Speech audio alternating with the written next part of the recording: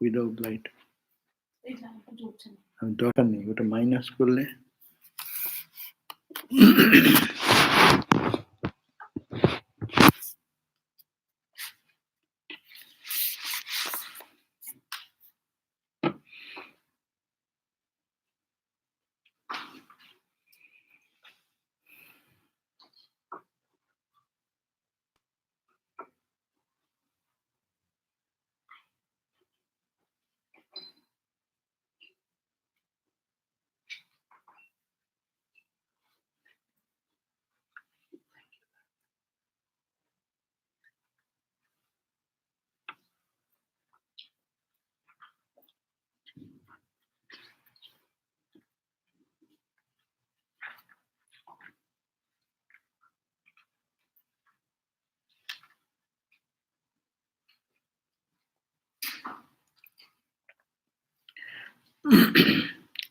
Om Ashato Ma Satgamaya Tamasho Ma Jyotirgamaya Mrityurma Amritangamaya Om Shanti Shanti Shanti. Om, O Lord, say together. O Lord, lead us from the unreal to the real. Lead us from darkness to light and illumination. Lead us from death to immortality.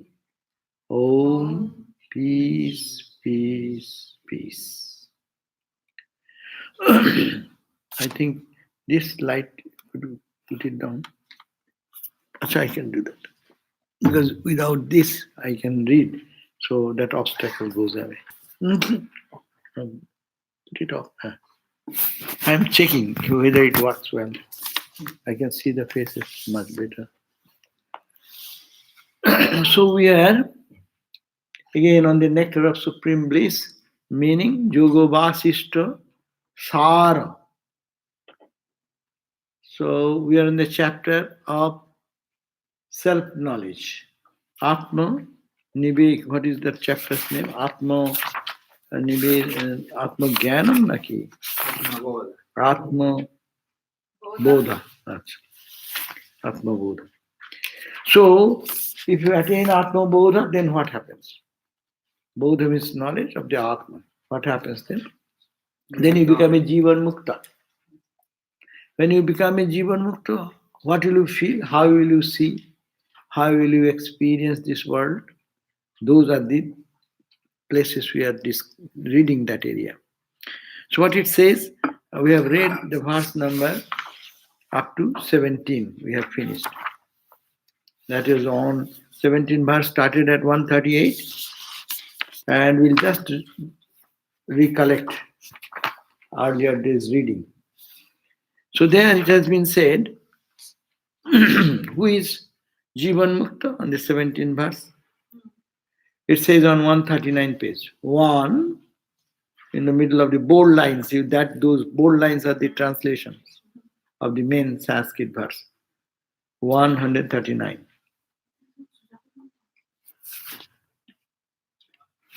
So what does it say? That one who remains unworried, giving up all desires arising out of ego, and sportingly being freed from any object of thought, is verily called Jivan Mukta. That means that person is called really Mukta, means free. Jivan means while breathing. Who is that? That person who remains unworried, giving up all desires arising out of ego. Everything happens from our ego. I like, I dislike, and I am worried, I am disturbed, I am happy, I am unhappy. All this duality which arising out of ego That person is not worried about all these things. That means those changes have no impact on the life of a person. And that person is called and is lives in the life how? Lives a life of freedom. That is the problem of our life. We cannot live freely. You want to live freely, something will come to twist your arm and make you cry, make you weep, make you in a. It is like that is the play. That's the play and fun of life. Why not come this side? I can see the face. See, sit there. Huh. So this is the point that how one can disconnect or not disconnect. We'll be living in the life. But as we are affected by this, that person who is not affected or not disturbed by all this, things will come. Therefore, who remains unworried. How? By giving up all desires. I don't crave anything. I don't want anything. The moment one can say, I don't want anything, that is the moment one can become free. We become slaves of everything. Why? I want that. I wish you should talk to me like this. I wish you should do this for me. I wish. And wish list is too many. And where there is never the wish list is fulfilled, you see the tick mark? Not, and then comes our action, our reactions. And wish fulfilled also brings little boosting, little bit of joy, little bit of accomplishment, but it is for momentary time. So this is our life. Always little pushed up and pushed down, and crying and weeping, sometimes happy, sometimes unhappy. That person who have mastered the mind or have realized the truth, what is the sign? That person will be going through this same situation like ours, but they will be unworried, unaffected by that. And how they live? They live joyfully in their sportingly being freed from any object of thought. He lives in the world.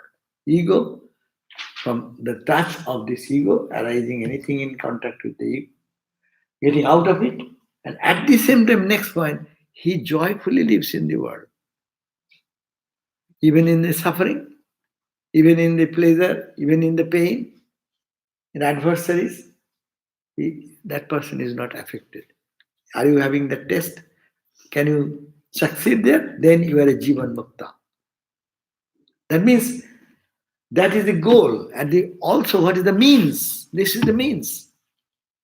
How everyone can struggle every day, that anything which comes out of the desires arising from ego, I wish, I want, I love, I hate, I want it to be done by my way. If that desire is given up, which is put, and then live in the world with all these adversaries are being unaffected because you don't care for that. Question is that when you expect, then is your all problem. Expectation fulfilled, that gives you little joy. Unfulfilled, that brings all discomfort, unhappiness, anger, frustration. All these things come out of that. So this duality, we live in the duality. So what is our goal? Goal is Jivan Mukti.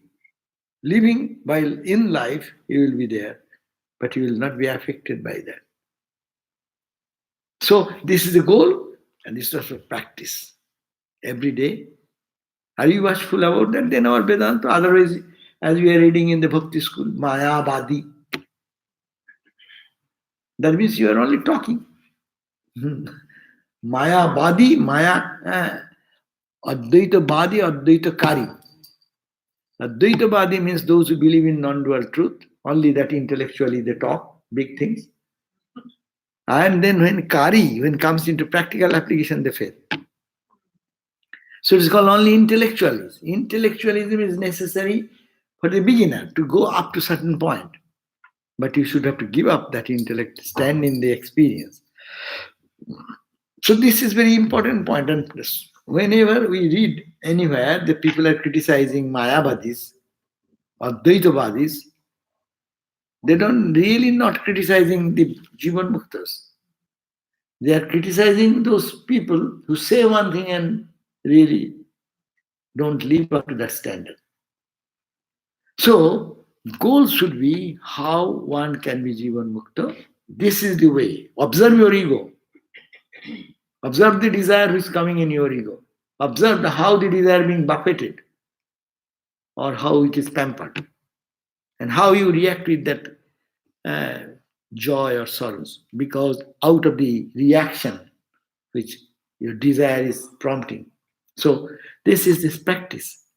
And then speak, live joyfully. This conclusion is live joyfully. Ahankara main taktva vasanang lilayva ja. Tishtati, ja tishtati. He who lives in that state, Dhiya Sangtyag, he has given up all association with the impact of these desires arising in the mind, whether it is fulfilled or not. The Jivan Mukta, he is called the Jivan Mukta. It's a very beautiful idea to read and apply. Read and apply. This application part is very important. Now we read the 18th verse. What does it say?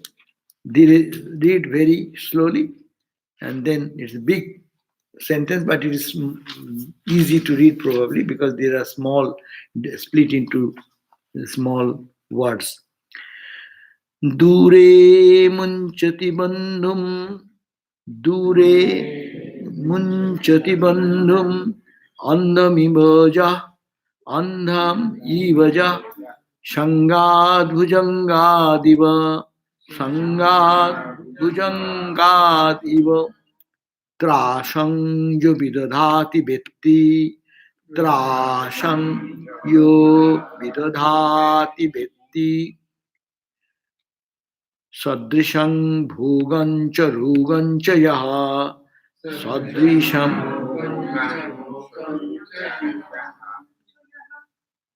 straine jastrinavat krinan prakrute, straine jastrinavat Grinang prakurute mitreshu amitreshu api mitreshu amitreshu api swantang yasya samang shantang yasya samam samangalam samangalam ihamutrapi marto asnute ihomutrapi marto snute dure munchati bandhum andamiva yah dure munchati bandhum andam iva yah shangat bhujangadiva shangat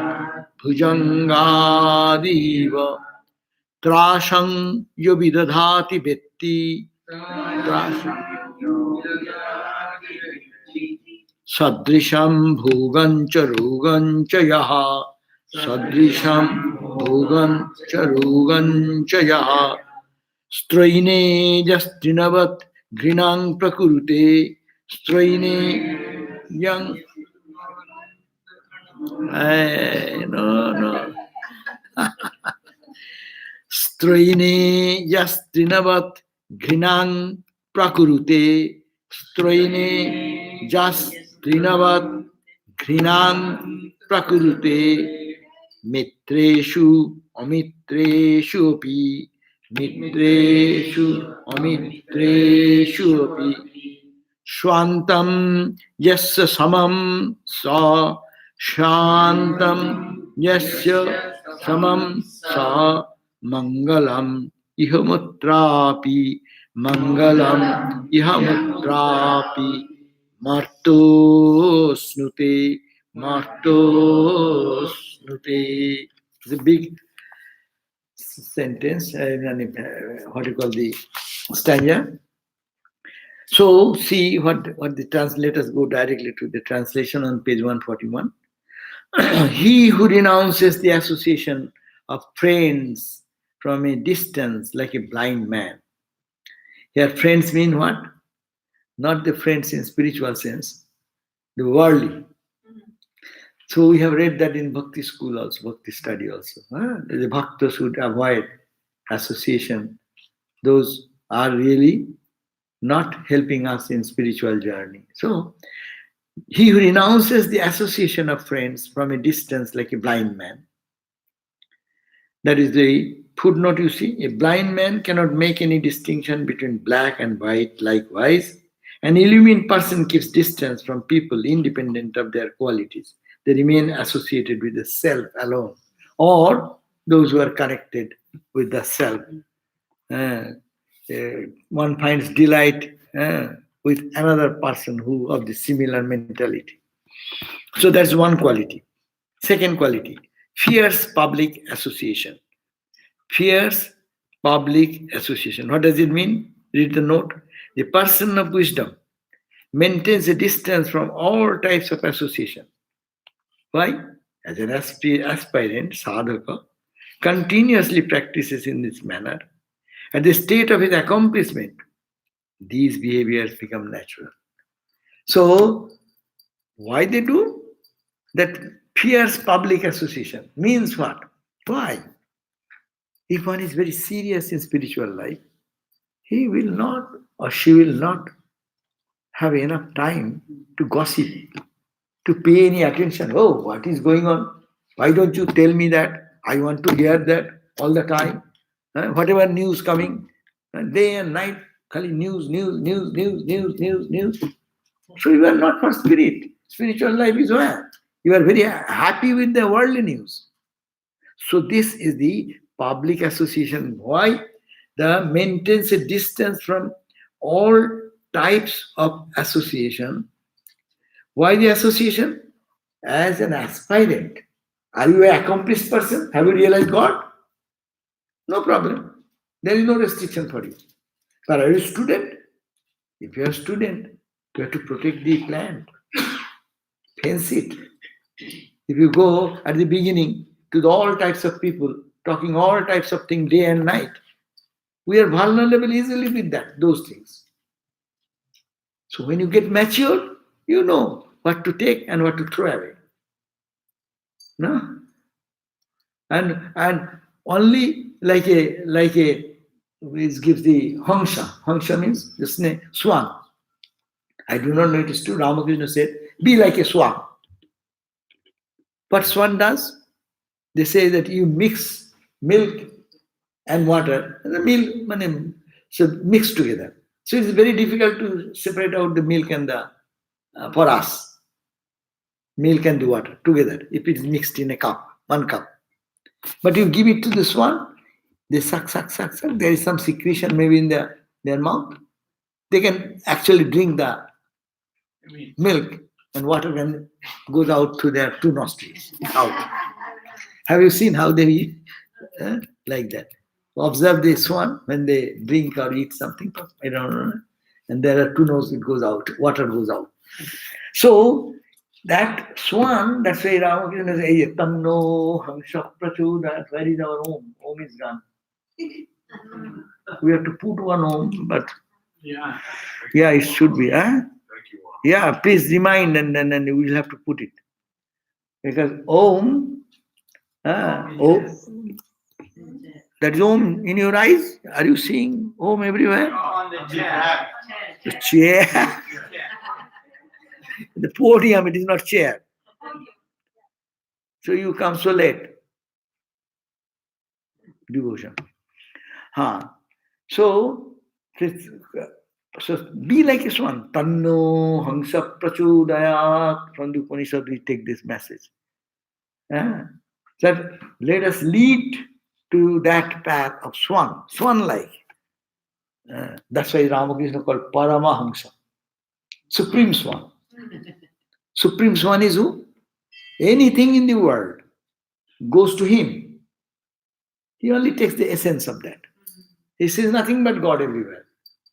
And expunges all which is non-God. There is no such thing. In his mind, in his eyes, in his vision, in Ramakrishna vision, that's why Paramahamsa, supreme swan. And our goal is to be swan, to separate out this what is unnecessary, what is necessary, what is important, what is unimportant. That means accept God, reject everything. So that's why it is said, as an aspirant, we are not competent. You don't be bold like a fool. That, what is that? I will hear everything. I will listen day and night the politics, and I will talk about Trump and this and that, and I will be spiritual. You live in the world, you will have to listen a little bit. Because as a we live in this society and we are what is going on. But how much you can absorb or how can you throw out? What is important? Your life is yours. Your day is going on, your day going on. Everyone should be responsible for their spiritual growth. So this advice is great. That an aspirant continuously practices in this manner. That means distance from those thoughts, those impacts which will color our mind and keep the mind in the association of all this. Because already it is so much here, no? When you meditate, you know how much is here. Huh? You feel when you meditate, what comes out? All God comes out. Huh? And we are adding to that. It is already there. It is trying to come out when you meditate. Then we add more garbage there. And then it's, I am meditating so many hours. That means you have to deal with those things which you have put again. So that's why an aspirant continuously practice this manner so that try to avoid evil, negative, contrary to your spiritual goal. What is your goal? You decide. And then if you decide, then act accordingly. Don't be a fool. Don't be fool yourself. As we do sometimes. We are very intelligent people. But we do not know how to be intelligent, real intelligent. Gita says, Sa Chaturi. No, not in Gita. Sa Chaturi Chaturi. That type of intelligence or what is called smartness is real smartness who can catch on God. So it is in this manner if one tries, because we are in the beginning stage. So this will be a spontaneous habit. Anything you hear, so no. Tell your ears, no, get out. Unless it is beneficial and you want to do that. And screen, make a scanning. No, scanning will go inside.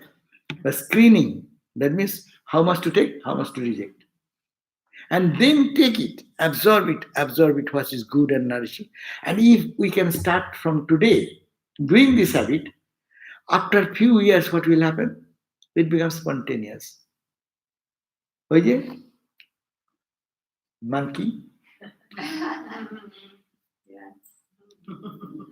Right? We keep all these things to train our children, but we don't practice ourselves. Don't talk mundane talks. Don't hear mundane things excepting for your survival, for your need. You are working in a place where you need all this information. That as a part of spiritual life. But bombarding with other thoughts day and night, it is ruining our spiritual life. So keep a distance, not disrespect. But I cannot take it. I am not matured yet to take all these things. So that's why as aspirant continuously practices in this manner, at the state of his accomplishment, when you siddha, when you become perfected, those behaviors become natural. That's why you will find that Sri Ramakrishna, if someone goes with any problem, anything, you cannot talk about anything but God. If you don't get out of his room sometimes, talking something or very worldly people, he will run away from them. He goes to Mother Kali to salute. That's not the time to go for Mother Kali's temple. But he will make a man excuse and go out.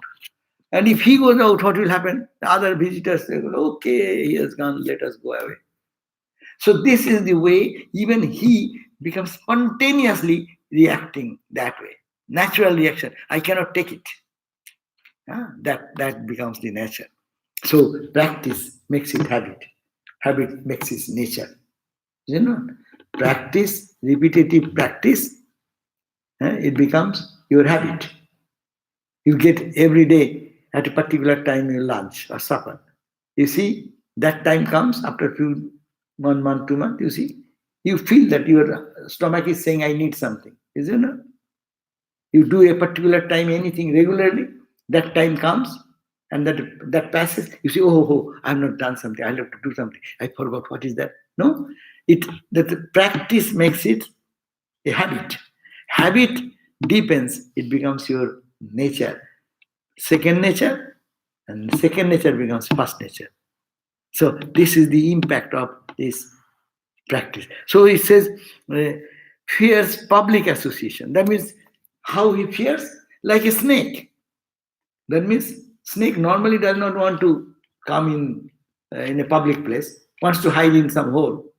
Huh? Unless he is pulled out, normally he does not come out. So like that, you hide yourself, like protecting yourself from these negativities. And then consider sense enjoyments and diseases are equivalent. We have disease, as we don't like disease. Who likes to have a ill health? Who likes? Oh, I love you. Come, all the disease come to me. Is there any person who says like that? So, but why? This is also disease, mental disease, spiritual disease. So, this disease, the sense enjoyment means that obsessive running for those things, it is like an obstacle in spiritual life. Because, as you know, there is no compromise. In spiritual life is spiritual life. Your 10% mind, as much mind can be given to God, that much mind will be off from the world. So it is a practice. So, but you are talking of a person who have experienced that truth. So they will be naturally withdrawn from all these things, no?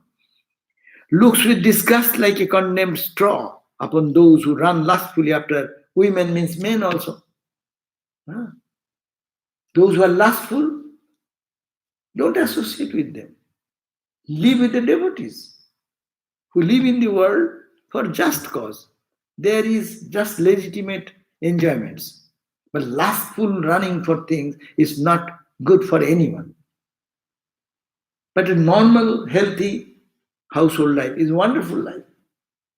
But running for that, like that, and want to be a spiritual person, no. That is the point. These are the basic understanding of the thing. It's not, don't misunderstand that they are saying, okay, everyone should be monk now. No, not that. But one should have the control in such a way it become obsessed. And maintains the same mental attitude towards a friend and enemies, again and again. We cannot tolerate a person. I hate him. He's so bad. He does this, she does this. And I am the greatest person in the world, of course. But this is not. And no hate. That's why Swami Sahananda is one word I every time quote many times. Too much likes and too much dislikes, avoid it. Likes, dislikes will be there. We are human beings till we are perfected. But too much like. I like. Like a glue. I get stuck there. And dislike, hate. This is too worthless, useless for spiritual growth. Yes, okay. Let the mind say, okay, there is that, okay. What can I do? That's another point we always mistake. We want to correct the other person. It never happens. If you say, even you see in household life, what happens? Your own son, own daughter, when they are not being adult, And you say, do this, do this. And if you say too much, do this, do this, do this, what happens? They wait when they are getting just any opportunity to get into the college. Or just they will choose a school so that you have to go to see them by flying. And if not flying, then at least 3 hours drive. Or not 3 hours, at least 1 hour drive. Even 45 minutes drive. And then they will say, it is too much for going and back and forth. I will stay in some hostel or somewhere. Want freedom. Who wants the control? But people don't understand. I am doing good to you and control, control, control. Hurry, why control? So this is a very fundamental thing we understand but don't understand. So here is the point that this should give the equanimity attitude, a mental attitude that is the either in the friend and the family or your enemies. How we can be, I dislike. I dislike means not the person, I dislike the qualities. Okay, you are free to do that. But it should not be so strong that it will disturb your mind and you will give up your meditation. And the meditation time will meditate on that. I like, made my meditation on like. I dislike, I hate. So when is God there? So a person should be careful about spiritual journey when still we are not established in that level. So these are the state one should follow to reach that perfect state of equanimity, and that is called Jivan Mukti. So again I read, he who renounces the association of friends from a distance like a blind man, as blind man cannot distinguish. So as if they are there, but I don't see them. Holy Mother said, don't see fault with others. The fault is there, but don't see. Be blind on that side. And see, with big vision, see what is good. Counterpart. So that is second point. Fears public association. What fears? Like a snake who wants to be isolated, not to go there, because too much bombardment of those thoughts is detrimental for our spiritual growth, because we have already so much samaskaras which are coming out. Our example of the ink pot, you are pouring good mantra, you are saying Ramakrishna mantra, you are saying Om, and you are saying so many things, Tambakam Yajamahe, this, that, Ganesha Saranam, this, that, and you see coming out some black shoot. Already there it is coming out. And now you have added recently. What happens? Recent things come more because they are not yet gone into the subconscious so deep. So first they come up. So we have to double work in spiritual life. That means it takes long, but to birth, more births are necessary, more deaths are necessary. And once born, you see how much trouble we are getting through. Youthful time, we have one problem. You at an adult childhood time, one problem. Suffering. Mom, control, dad, control, don't allow me, do this. And then you become an adult. Adult, I am free. But then adult's problem, all adults' problem come.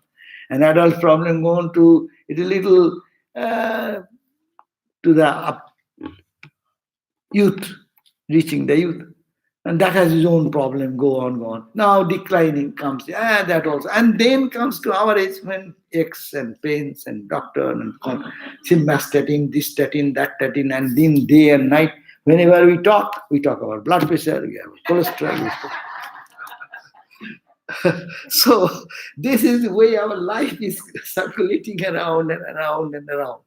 So see, to get out of that, we should have to be working hard in the process that directed here.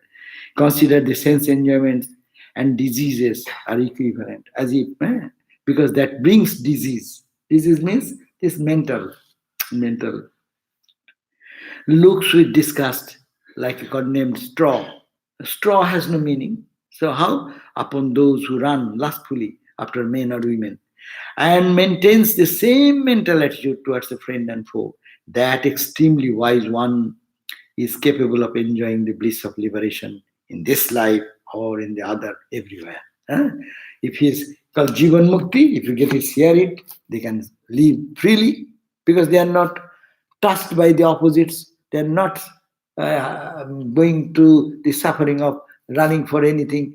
Their mind is so peaceful. They can, like a swan, I gave you the example, and extract. They only extract milk everywhere. No, they don't see anything but milk. You give water, but to the swan, water is not water, it is milk because he only sucks the milk. Huh?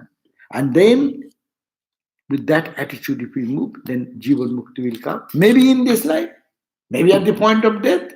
If not, next. It means only intensity. The intensity of our practice leads to this Jivan Mukti state. Very intense. They will follow in toto this. Their mind will be totally concentrated. They will think 1 second of my life is going on. I am not going to allow that for meaningless thing. If you are serious, if you want just now go to San Diego, you just take your car and start. And you restlessly run fast so that you want to reach the destination. So if you are serious, then not to waste a second in worthless things and to focus on the journey, focus on the thing. Then you need not have to look who is doing on your right side car, left side car, what has happened, this, that. Okay, let me stop and get the information, what was going on here. Huh? You take charge of every place. Why it is late, you can inquire, go Google search why it was that, or have you ever time on that? Yes, you have time, then stay long. It is your freedom. Or you want now, make a resolution that I'm not going to spend my time in this worthless way. I have my different calling and I'll have to fulfill here and now. If not, this life, this opportunity lost. Opportunity is a grace of God, what we got. Opportunity we are losing every day by not focusing on our goal of life. Absolute freedom. That's why relative freedom is very much important. To reach that absolute freedom, you should be crippled by under circumstances. It is a dangerous thing. Normally, that's why first is the freedom in material plane. That gives you joy. And spiritual freedom will come later. Psychological freedom. Not in the negative sense, but in the positive sense. You should joyfully, peacefully remain in your mood of practice and absorb in the bliss of God, which is the result of that association. So, Kapila told Mother Devahuti what he said on the same page 141. All of the noble qualities like truthfulness, purity, compassion, the vow of silence, intelligence, beauty, modesty, forgiveness, internal and external restraint, good reputation, and so forth, are destroyed by association with the people who lustfully associate with the woman or man. So these are even the Bhagavat, which is the book of devotion. See, they are mentioning all this in the Bhagavat verses. Bhagavat, Vedanta, any spiritual text you go. They say that you have to give up the pennies to get what is the pound. But what we do? Penny wise, pound foolish. It's an eternal proverb. We pay our whole day attentive to the pennies of life, forgetting that I'm losing my pound, which is there. I could have utilized my time in the pound, gaining that pound, which is there. Penny wise, pound foolish. We are fool about our pound, and we are very much important pay into the pennies of life. Tidbit, nasty, nonsense things. It takes away our whole energy and time. Your energy is lost. Who will give you back that energy? The clicking of the date is gone, gone.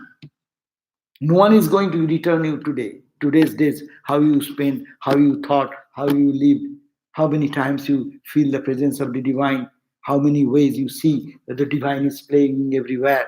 It is yours. You have achieved, you have achieved. You have lost, you have lost. These readings are to inspire us. That's why my book reading does not go further. Even reading 1, 2 verses, I get stuck there. But my point is that to apply in life, how I want to spend my days is a very, very critical question. You are not to respond to anybody, respond to yourself. That what I did getting this wonderful opportunity of today, have I been trying, have I successful, or have I attempted my best? So this is the serious thinker will think that way. And then that will do what it will do. It will inspire the person to dive deep into the spiritual joy and will find that craving comes. We have to crave for this. We have to seek that we are really searching for something higher. I cannot live like that of this ordinary life of just eating, sleeping, and dying one day. No, I cannot. So very important is that how we see how much seriously we take it and apply these qualities in our life.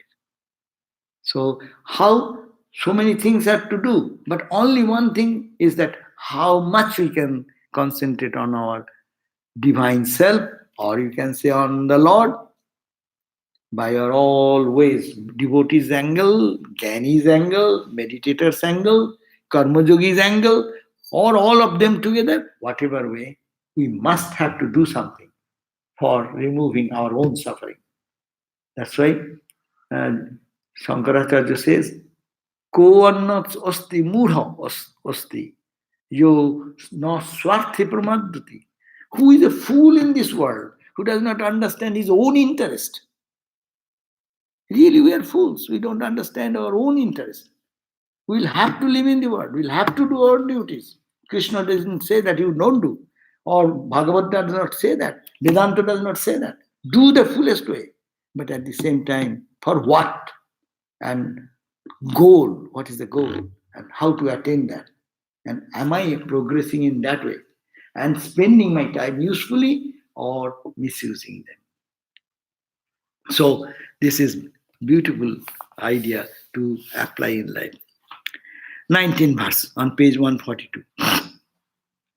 Hridayat sampurityajya Hridayat sampurityajya Sarvam sarvam drishyam prashantati Sarvam drishyam prashantati Boma summa taro vyagra Boma summa taro vyagra Samukta Parameshwara Samukta Parameshwara Hridayat samparityajya Hridayat samparityajya Sarvam drishyam prashantadi Sarvam drishyam prashantadi Vyoma sommataro vyagra Boma sommataro vyagra Samukta Parameshwara Samukta Parameshwara. What does it see? Go to the next page, top. That is the person. Prashantadhi. Prashanta means who is calm, like Pacific Ocean. It's called Prashant. Yeah? Prashanta Mahasagar. Prashanta means Pacific. So whose mind, dhi means intellect, is like Pacific Ocean. Calm. Not Pacific, rather Atlantic in that comparison. It is calmer. So, but though there are ripples, but here it means that your heart is no ripple. Ripple free. What is ripple free mind? In our yoga philosophy, vritti. When the vrittis are free, When there are no ripple in the mind, tada chitta vritti nirodhaha. So chitta vritti, ripples of the mind, when it is calmed down, tada drashtu sharipa avasthanam, then the witness who is meditating, he remains in his own divine self.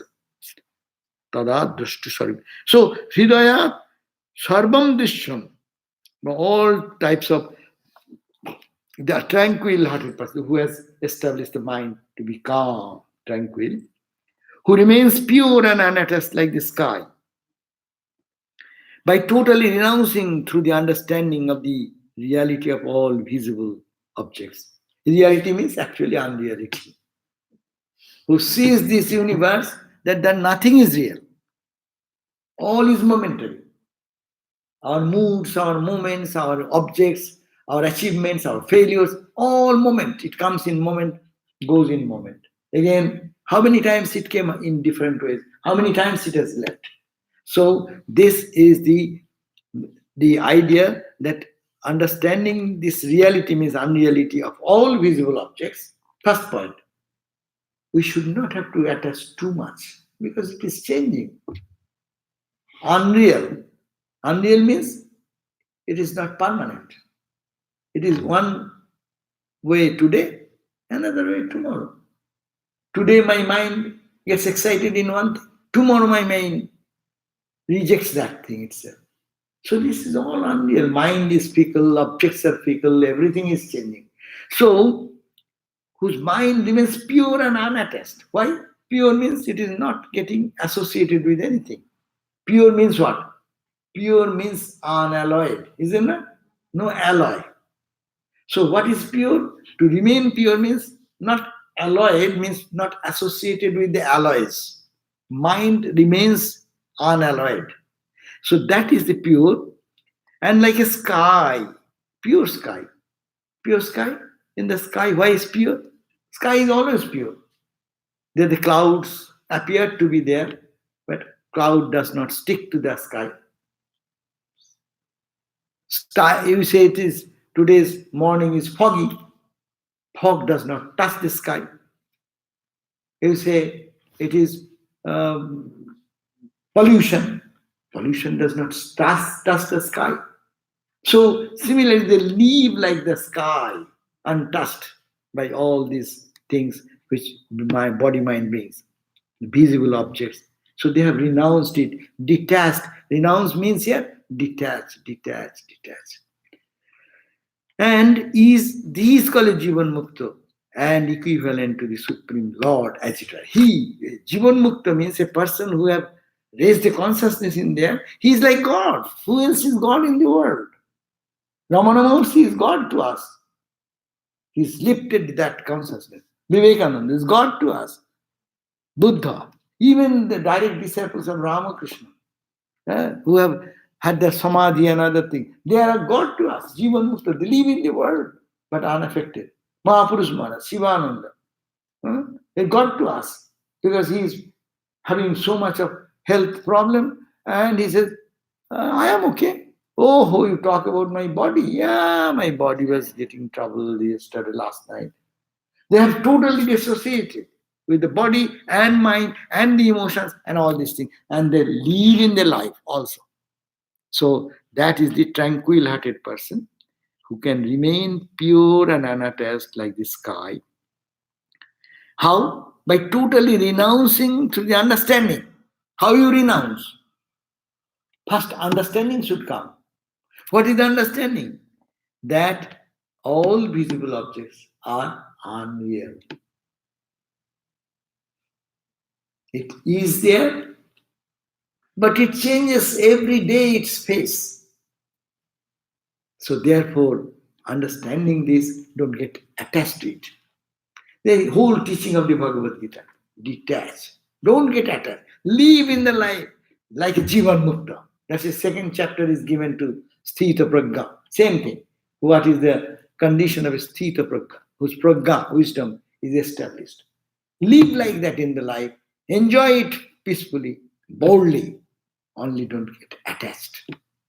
But just How many times we hear, but our mind immediately will say, yeah, yes, then but, and then but comes. And then you get stuck into that thought again. But we'll have to be, that's why we read again and again, again and again. Again. What we are reading, the same thing, same points, same few points. Huh? I do not know. You are also listening so many YouTube lectures, this, that. Tell me, what is the essence you get in all the conclusions of every YouTube lecture? Good, inspirational, this, that. What is the point? Is there anything else but this? Live in the life, get detached. These are coming and going. You live in that way, but undisturbed. Keep the mind peaceful. Keep the mind above. No? Few simple words. You do your work. 18th chapter Bhagavad Gita. What it says? Kamyanam karmanam nyasam sanyasam kavayo vidu. Sarva karma phalat tyagam. Tyagam, what is that? Sarva karma phalat tyagam. That is called tyagam. Tyagiri tuchyate. So, you give up this sakama karma, but do work. Only give up the result of the action. That means you don't hang on to the karma. You do your karma and let go. I did good job. People may say good or may say bad. You do your karma, hands off. You do your part, hands off.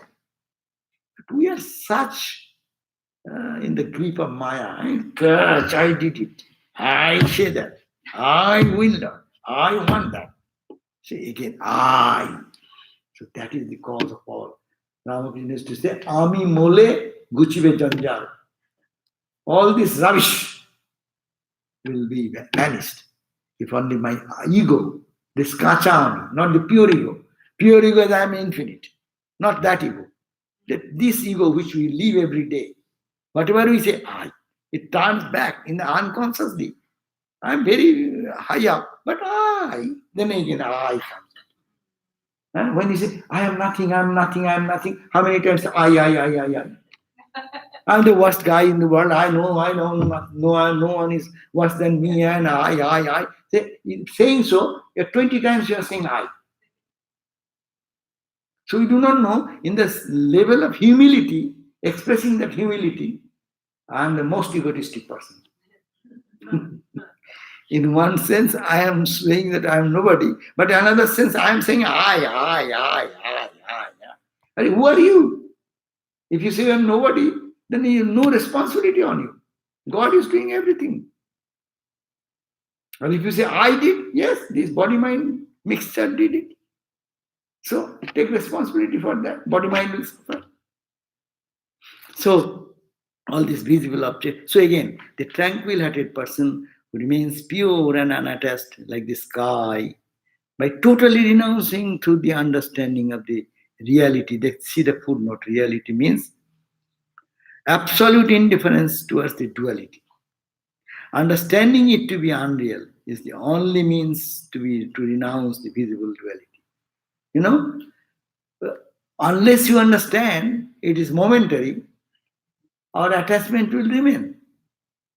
But when you see that it is momentary, it is changing, then your mind will automatically, after once or twice, a little analysis, mind will understand it is unreal. So why shall I run after? So people run for something which is impractical, unreal. And running, after sometimes they fail. What did I do? Why I spent so much energy, time? But that is also good because you come back to the senses that this is unreal. There is some reality, but we are missing that and we are running towards something where we are exhausting our tremendous mental energy. How much mental energy we lose every day for useless nonsense. Look at that in your own personal life. From today itself, you think how much of your mental energy have been spent in useless and draining you. You drained you out. Had you kept it, keep your joy, peace, That means were you happy whole day? And you understand why did you not get happy? Analyze that. That is the problem. Unreal have taken a position on our neck and cut the neck, and we are slave in there. And we want perfect joy. Just opposite. So wastage of energy. People talk about the wastage of energy, mental energy, emotional energy. So all should be directed in a way which will be giving us perfect peace. And there is a way. It can be done. But we get trapped into the unreal things and get emotionally caught into that and waste our tremendous energy, which we could be avoided, and keep yourself in joy. You do, I do it for God. I don't do, I sleep. I say, if you don't do anything, at least don't take negative things. You sleep, your body will get rested.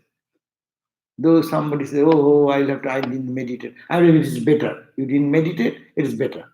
You didn't think wrong things. And when you are aware, think whether it is justified, whether it is useful, whether it is meaningful in my life, or I am befooling myself. So, when the attitude of indifference becomes extremely firm towards duality, with the understanding that duality is false, one's mind gets unmovingly stabilized in the non-dual truth. Naturally, mind will go to that, and such a person alone who is unmovingly stable like that, he is called the Jivan Mukta. Panchadasi says, no? Dvaita Vagya Sustita Chet Advaite Dhi Sthira Bhavet. Very beautiful. Sanskrit has no parallel. If you go to the Sanskrit, you can understand deeply. Dvaita Avogga. Avogga means indifference. Indifference means someone is standing there, you ignore him. How? As if you don't see him. That's called Avogga. It is there, but you are not recognizing. So, what will be your attitude on what object? Dvaita. What creates this duality? It is unreal.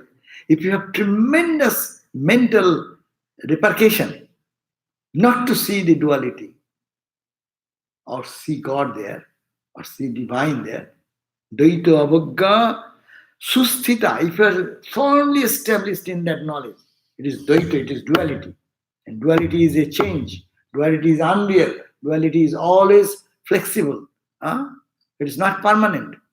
If you understand that, then not only that, Chet Advaite Dhi, only negation will not do. I hate duality, will not do.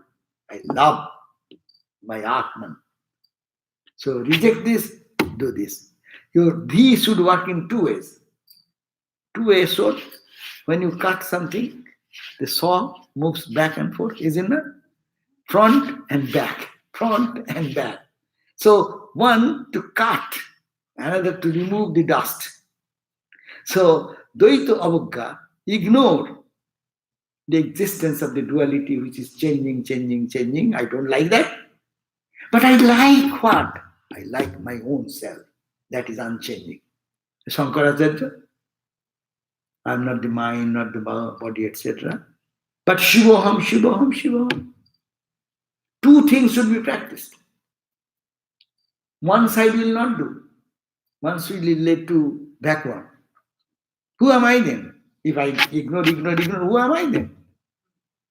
And that's called Sunna in Buddhism. But it is very difficult to reconcile that. Rather say, yes, I, the real I, remain when this duality collapses. So with that, Dvaita Avagga Susthita Chet Advaite Dhisthira Bhavet. Your buddhi will be established, absolutely established in the Advaita. Sthoirjetasa, and if you can stay there in that non-dual, Pumaneva Jivan Mukta iti rijate. That person is called Jivan Mukta iti ijjate. It has been acclaimed, it has been described. Okay. So anyhow, we managed 2 pages.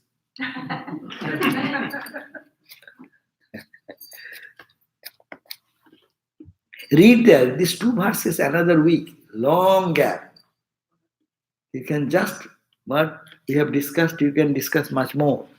Every day, 10 minutes, 15 minutes, sit with this verse and pound and pound and pound and see, it will be revealing inside. It's funny when you talk about this indifference to duality, we're talking about shunya and so on. I mean, when we go back to verse 14, which is probably one of the most stunning verses in this section, we talk about Antashunya, Bahishunya, Yeah. Right. Antapurna Bahipurna. They are equating Shunya with Purna. It is not like one is better than the other. Yeah.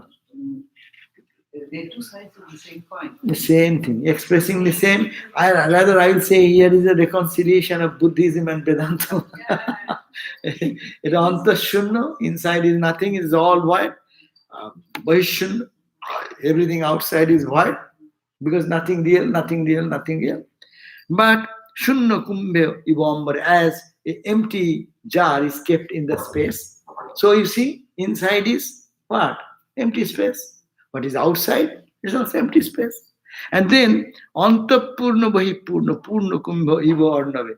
If you put it that in the Ambara, the ocean. So when you put in the ocean, what happens? It's Purna. Jar inside is also water, jar outside is also water. So it is, that's why experiential level, these are beautiful verses where this conflict which the philosophers are fighting for ages. It is the most brilliant verse of this whole section. Yeah. Wonderful. Om Shanti Shanti Shanti Harihi Om Tat Sat Shri Ram Krishnarpanam Astu. Thank you. So tomorrow we'll have our gospel class, 7:30. Hope to see you.